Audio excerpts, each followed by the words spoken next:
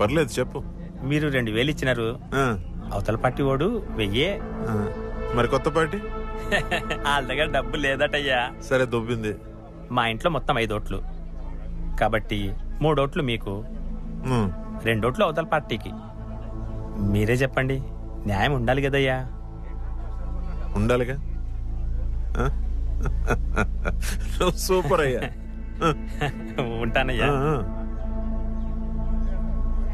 వీళ్ళ గురించా మనం ఆలోచించాల్సిందే. ఇట్రా సార్. ఇతను మన రాజ్యాంగం. దేశం బాగుండాలని మన పెద్దలందరూ కూర్చుని చాలా గట్టిగా బలంగా తయారు చేశారు. జూలీ,